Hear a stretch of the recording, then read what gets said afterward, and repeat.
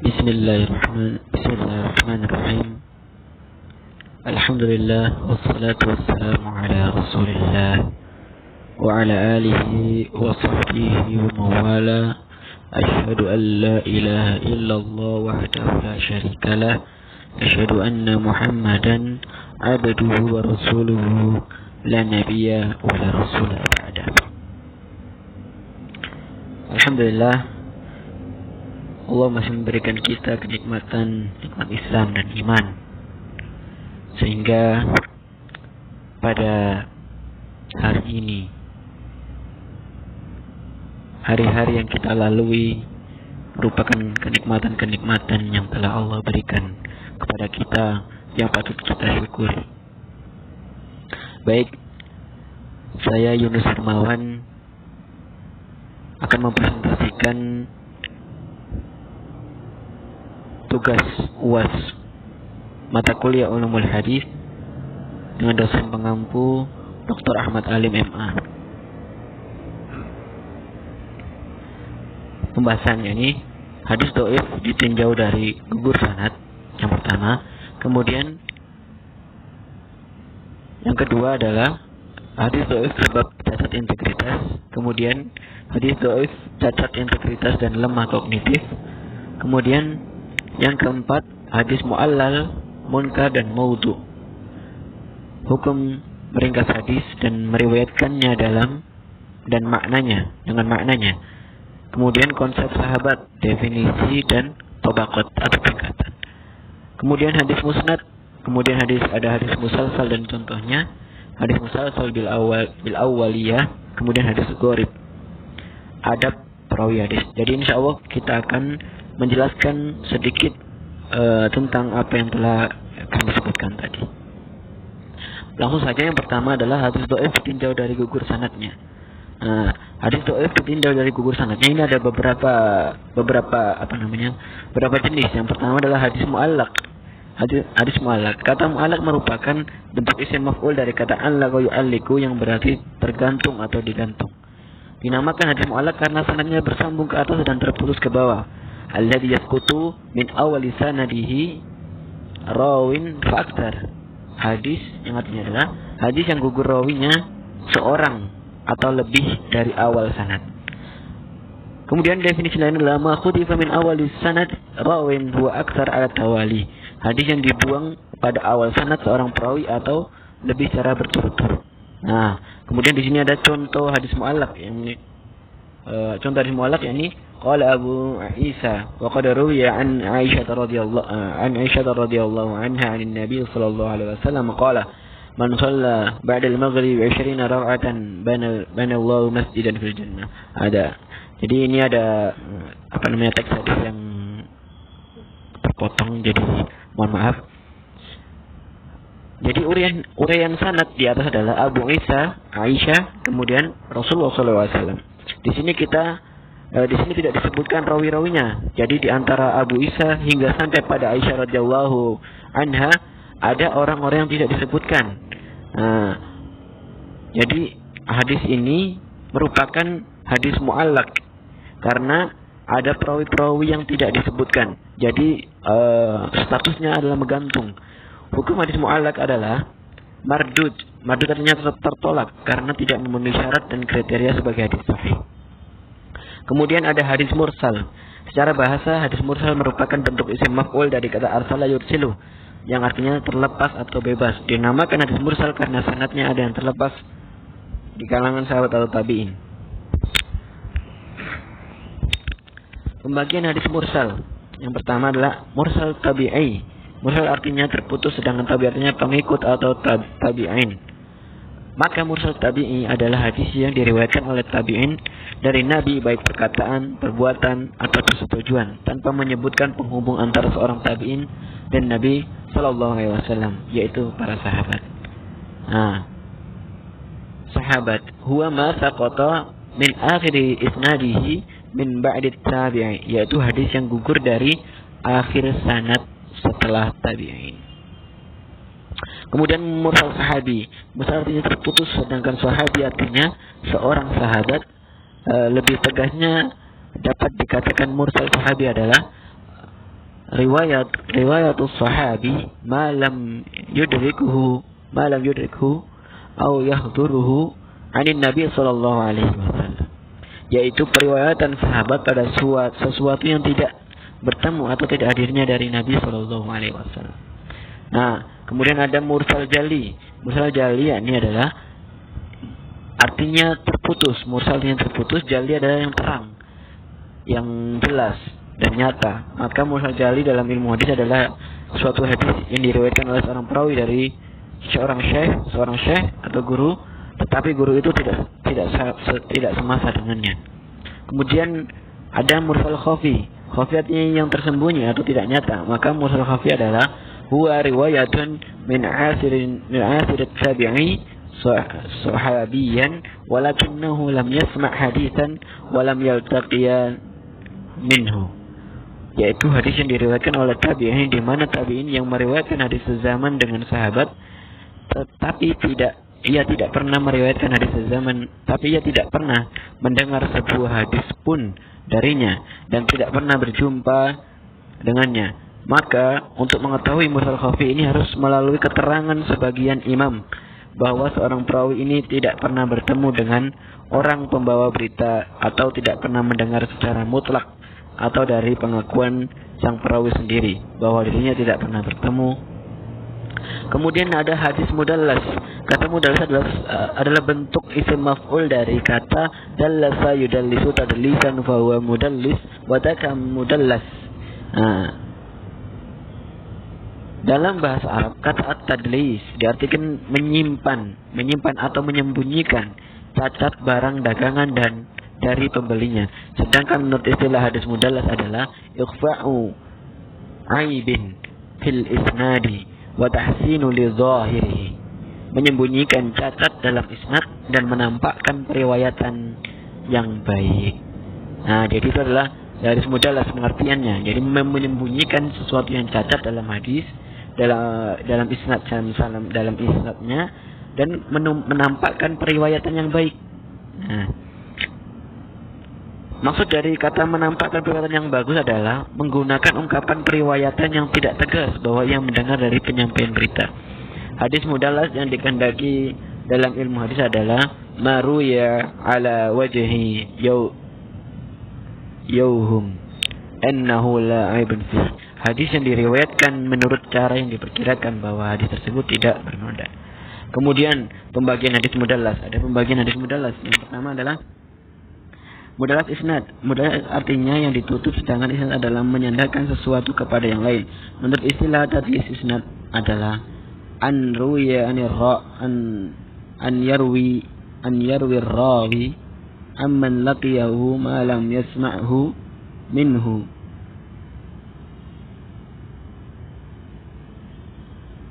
Muhma sima'ahu, yaitu seorang perawi yang meriwayatkan suatu hadis yang ia tidak mendengarnya dari seorang yang pernah ia temui dengan cara yang menimbulkan dugaan bahwa ia mendengarnya.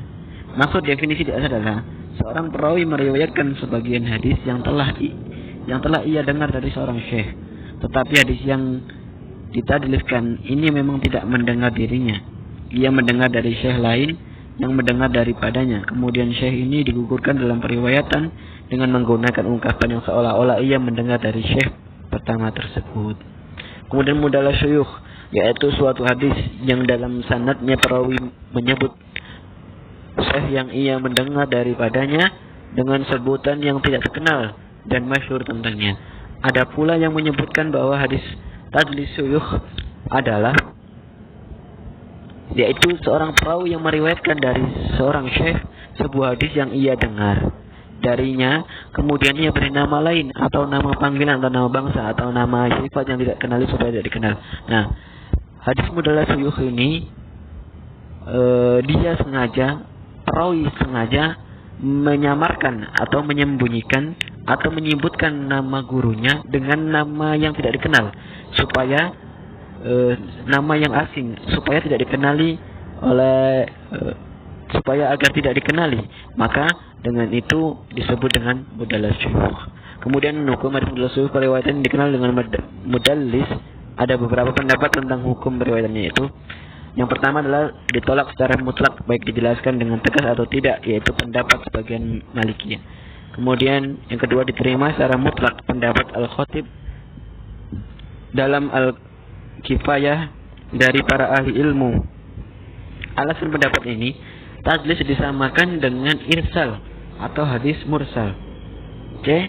Yang ketiga diterima jika ia tidak diketahui melakukan tadlis. Pendapat Al-Bazar Al-Azdi,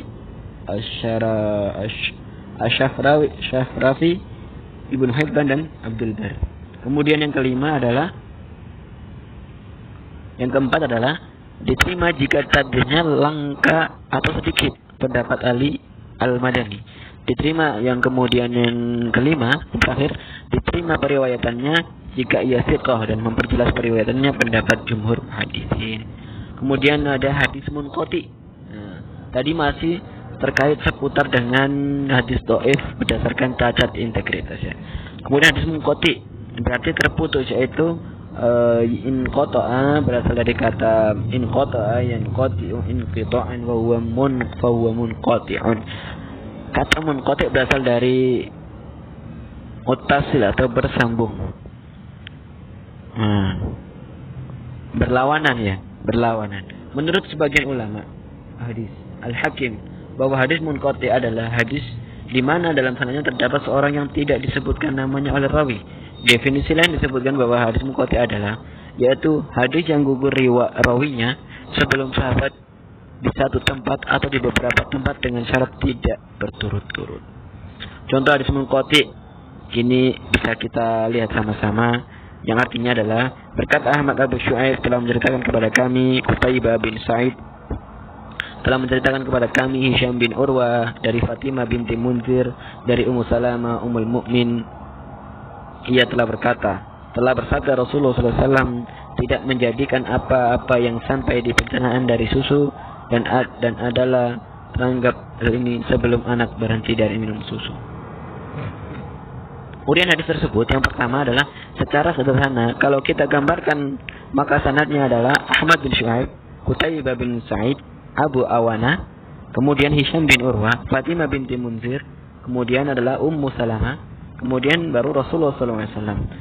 Nah, Fatimah tidak mendengar hadis tersebut dari Ummu Salamah, sebab waktu Ummu Salamah meninggal, Fatimah ketika itu ia masih kecil dan tidak pernah bertemu dengannya.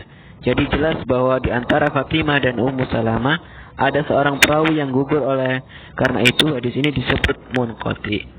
Kemudian apa hukum hadis munqati? Para ulama telah sepakat bahwa hadis munqati adalah hadis mardud yang ditolak dan dhaif serta tidak dapat dijadikan hujjah karena tidak dapat diketahui keadaan perawi yang digugurkan. Kemudian hadis mu'dhal.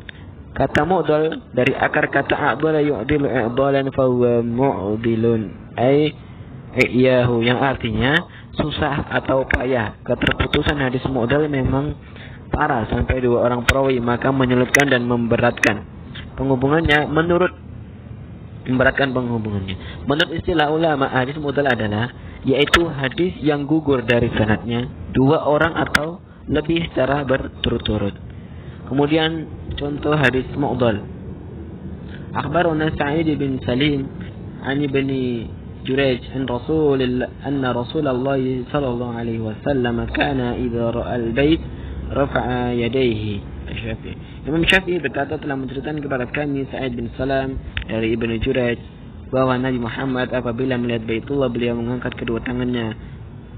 Keterangan dari hadis tersebut adalah dapat kita gambarkan sanadnya sebagai berikut: Imam Syafi'i, Sa'id bin Salim, Ibnu Jurayj, Rasulullah. Ibnu Jurayj dalam sanad di atas adalah tidak sesama dengan Nabi, bahkan masanya itu di bawah tabi'in, sehingga ia disebut tabi'in, yakni pengikut tabi'in. Jika antara Jurayj dengan Rasulullah ada dua perantara yang sahabat tabi'in, karena kedua orang ini sahabat tabi'in tidak disebutkan di tengah sanad ini, maka hadis disebut mu'dhal.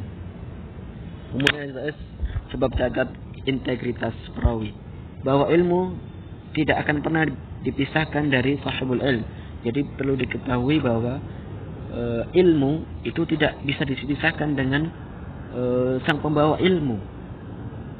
Jadi cacat jika seorang perawi membawa hadis dan perawi itu seorang ahli maksiat, seorang pendusta, maka hadisnya bisa dipastikan hadisnya itu tidak sampai pada derajat sahih atau hasan.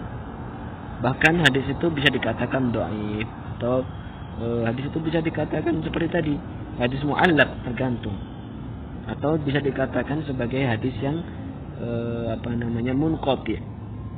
Jadi seperti itu. Karena dan hadis itu pasti tertolak karena hadis itu dibawa seorang perawi yang fasik, yang integritasnya cacat, bahwa ilmu tidak akan pernah bisa dipisahkan dari sahih ilmu.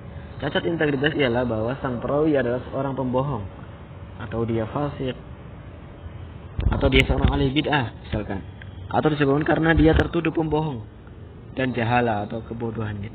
Dan ada juga perawi yang cacat dalam kognitif, artinya bahwa seorang perawi memiliki hafalan yang lemah, lupa, sering salah, dan kelemahan-kelemahan yang lain yang berkaitan dengan kognitif sang perawi, sehingga menjadikan hadis tersebut turun derajatnya. Kemudian hadis sebab lemah kognitif, ini adalah pembahasan yang selanjutnya adalah hadis dhaif sebab lemah kognitif. Al-Imam Al-Baiquni rahimahullah mengisyaratkan bahwa hadis dhaif itu adalah hadis yang tidak sampai pada derajat hasan. Hadis dhaif adalah hadis yang tidak bisa dijadikan sebagai hujjah. Ada beberapa penyebab hadis dhaif. Yang pertama adalah terputusnya sanad, seperti munqati, mursal, mu'dal, dan mu'allaq.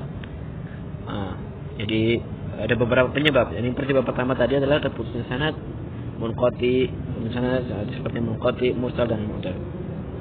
Kemudian status rawi yang lemah, bisa jadi karena tidak kokoh hafalan atau tulisan tidak dhabit, atau bisa jadi karena tidak memenuhi kriteria keadilan, atau perawi tidak dikenal.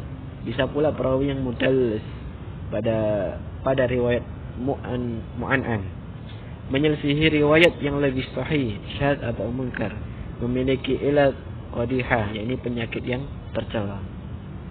Maka jika ada perawi yang memiliki hafalan yang lemah, atau dalam kata lain lemah kognitif, maka di situ dihukumi dhaif. Akan tetapi jika hadis dhaif yang diriwayatkan oleh Imam Bukhari dan Muslim, maka hukum hadis menjadi sahih karena integritas keduanya sudah tidak diragukan lagi. Jadi jika ada hadis dhaif akan tetapi diriwayatkan oleh dua imam, Imam Bukhari dan Imam Muslim, maka dikembalikan pada hukum hadis Imam Bukhari dan Muslim, yakni sahih, masuk dalam kategori hadis sahih. Kemudian hadis mu'allal, munkar, dan maudhu. Apa itu hadis mu'allal? Hadis mu'allal illal artinya penyakit. Dalam istilah hadis, illah artinya penyakit yang samar dan tersembunyi, tidak tampak secara zahir. Hadis mu'allal adalah hadis yang mengandung illah, yaitu hadis yang secara zahir merupakan hadis yang sahih, namun sebenarnya mengandung cacat yang tersembunyi.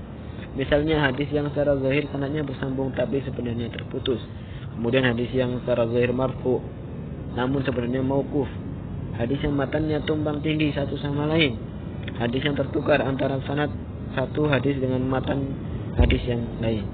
Contoh berikut ini adalah hadis yang diriwayatkan oleh Ya'la. Jadi bisa kita lihat pada contoh hadis tersebut. Matan di atas adalah sahih, sanad itu bersambung. Seluruh perawi dalam sanad itu adalah thiqah, adil sekaligus dhabit. Namun hadis di atas mengandung illah, cacat yang tersembunyi karena ada sebuah kesalahan, yaitu Amr bin Dinar. Itu seharusnya adalah Abdullah bin Dinar. Dua orang perawi ini semuanya thiqah. Bagaimana kesalahan ini bisa diketahui? Hanya bisa ditemukan oleh pakar hadis, yaitu seluruh perawi yang sezaman dengan Sufyan Tsauri menyebutkan bahwa sanad bagi matan itu adalah dari Abdullah bin Dinar. Kemudian yang kedua adalah hadis munkar, wal munkarul fardu bihi rawin ghada ta'diluhu la yahmilu tafarruda. Dan munkar adalah seorang perawi bersendirian, tidak bisa mendapat penilaian yang baik dari ilmu periwayatannya jika ia bersendirian. Manzumah al-Baiquniyah. Jadi ini adalah diambil dari Nazam Baiquniyah. Jadi Imam al-Baiquni menerangkan bahwa tentang hadis munkar, artinya didefinisikan munkar adalah secara bahasa sesuatu yang diingkari atau yang tidak dikenal. Munkar adalah lawan kata dari ma'ruf. Ilmu Al-Quran menjelaskan salah satu definisi munkar dalam istilah ulama hadis. Beliau menjelaskan bahwa munkar adalah jika seorang perawi meriwayatkan hadis secara bersendirian, padahal ia bukan perawi yang bisa diterima periwayatannya kalau secara bersendirian. Contoh, bisa kita lihat contoh-contoh di atas. Maka jadi hadis munkar ini karena hanya melalui jalur riwayat Ja'far bin Sulaiman dari Atta bin As-Sa'ib di masa-masa akhir kehidupannya telah mengalami perubahan hafalan. Beliau tidak kokoh sebelumnya dalam meriwayatkan hadis. Kemudian hadis maudhu. Hadis maudhu ini adalah kata maudhu adalah isim maf'ul dari kata wada'a yad'u al-isqat, mengada-ngada atau membuat-buat atau letakkan atau menyimpan ditinggalkan. Sedangkan terminologi secara maudhu didefinisikan sebagai berikut: amdan. Hadis yang dibuat-buat atau diciptakan, yang didustakan atas nama Rasulullah SAW dengan secara hadis yang disandarkan kepada Rasulullah secara dibuat-buat dan dusta, padahal beliau tidak mengatakan atau tidak menetapkannya. Contoh hadis maudhu, hadis palsu ini tidak ditandingi oleh orang-orang Arab yang fanatik pula dan merasa tersinggung dengan hadis yang mereka buat. Contohnya hadis adalah sebagai berikut: Innallaha idza ghadiba anzalal wahyi bil farisiyah wa idza arda anzalal wahyi bil arabiyyah. Ini adalah hadis maudhu, hadis palsu. Apabila Allah marah menurunkan wahyu dalam bahasa Persia, dan apabila Allah senang menurunkan wahyu dalam bahasa Arab. Ini ada keanehan pada matanya, dan matanya menyelisihi nilai-nilai ajaran Islam. Bahwa hadis maudhu tidak bisa diamalkan karena itu bukan hadis, akan tetapi perkataan seorang yang dengan sengaja memasukkan hadis kemudian menisbatkannya pada Rasulullah SAW. Yang dibuang bukan merupakan belahan tentang tata cara ibadah.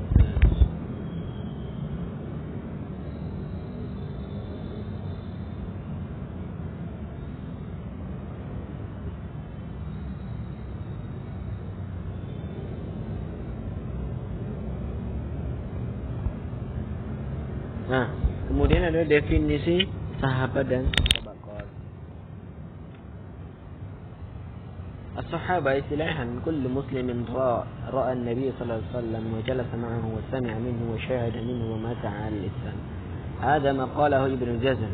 Jadi sahabat menurut istilah kata Ibnu Jazm, setiap muslim yang melihat Nabi, hidup sezaman pada Nabi, melihat Nabi dan duduk bersama Nabi dan mendengarkan darinya dan melihat langsung mati dalam keadaan Islam, maka itu disebut dengan sahabat.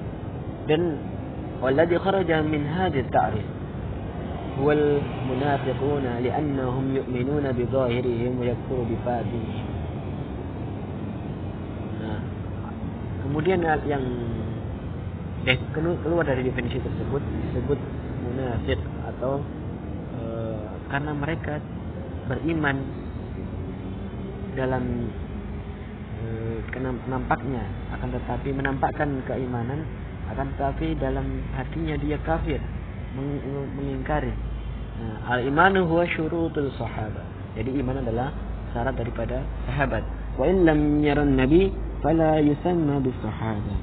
Qala al-Waqidi syartu sahabah wal bulugh wa hadha ghairu mu'tabar 'inda al-ulama. قال سعيد بن المسيب على الأقل سنة أو سنتين وغزا غزوة مع رسول الله صلى الله عليه وسلم. قال ابن جوزي من رأى النبي صلى الله عليه وسلم وهو مؤمن لا يعتبر سنة أو سنتين ولو كان يوم أو يومين فهذا يسمى بالصحابة. قال ابن حجر من لقي النبي مؤمنا وجلس معه وإن لم يراه ولم يصاحب ولم يسمع منه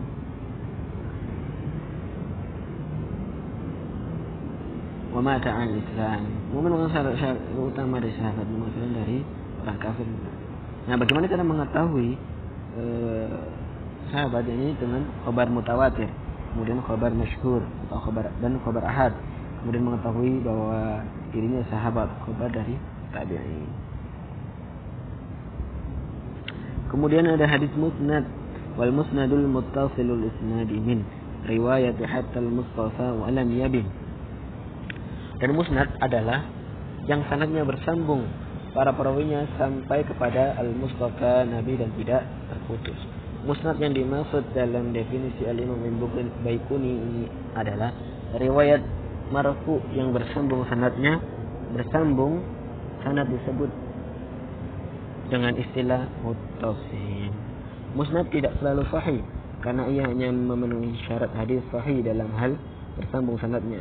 Bisa jadi meski sanadnya bersambung perawinya lemah atau majhul, tidak dikenal, atau merupakan riwayat yang syadz atau mengandung ilat qarihah, akibatnya meski bersambung sanadnya riwayat itu tidak sahih. Kemudian ada yang hadis musalsal dan contohnya. Pembahasan yang hanya adalah hadis musalsal dan contohnya. Hadis musalsal adalah salah satu metode periwayatan hadis dari masa Nabi kepada perawi secara turun-temurun bahkan hingga sekarang. Bahwa secara bahasa musalsal bermakna berturut-turut. Ulama memberikan definisi bahwa hadis musalsal adalah hadis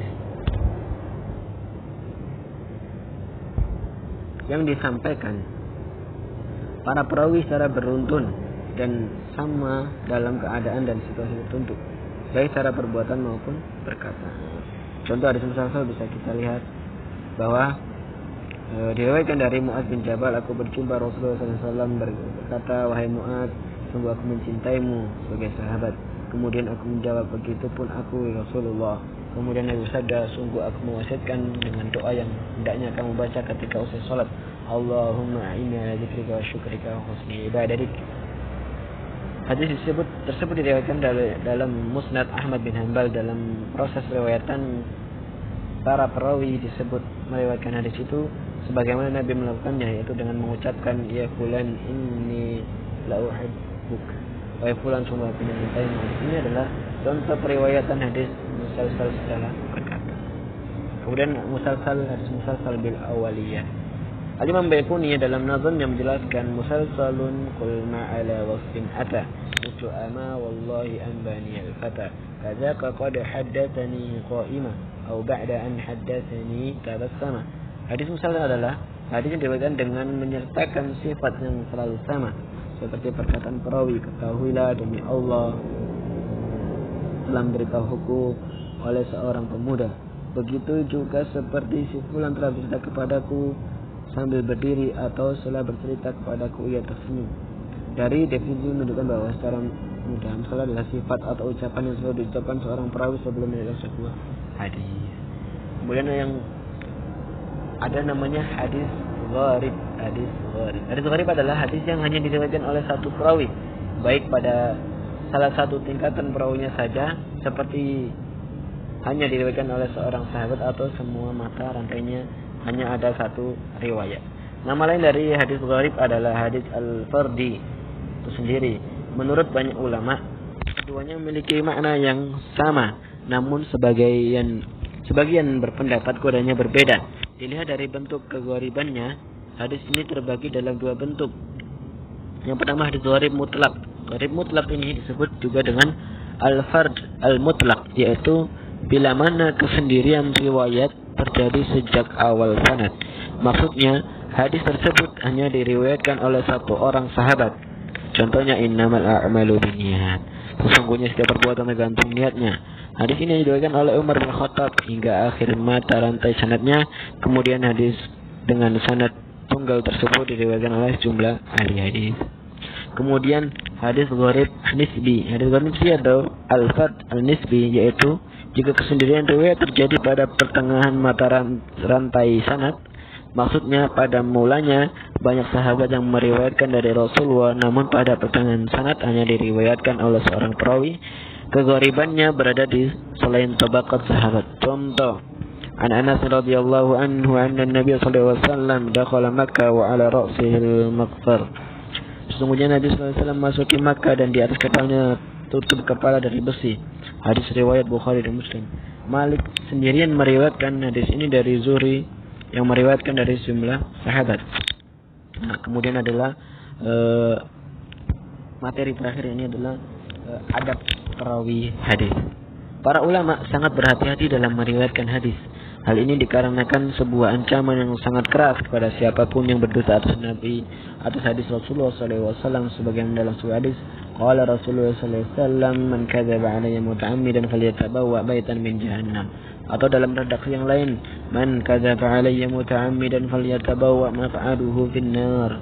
Rasulullah SAW bersabda, barang siapa yang berdusta atasku secara sengaja, hendaknya ia mengambil rumahnya di neraka jahanam. Hadis riwayat Ibnu Hibban.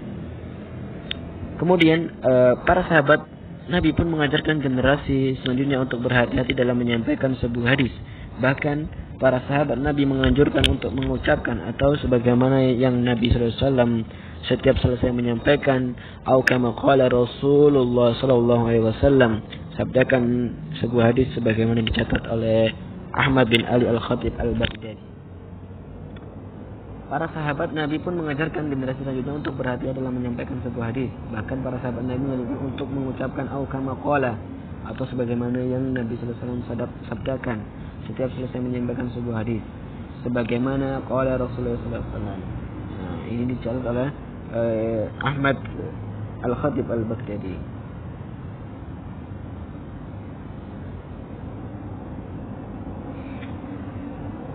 Kehati-hatian dari kekeliruan dalam menyampaikan hadis Nabi. Hal ini dikarenakan mereka mengetahui adanya resiko yang sangat besar dalam memberikan hadis secara makna.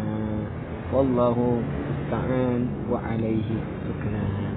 Berikut adalah demikian penyampaian dari saya tentang mata kuliah terkait dengan mata kuliah ulum hadis. Jika terdapat banyak kekurangan, mohon maaf sebesar-besarnya.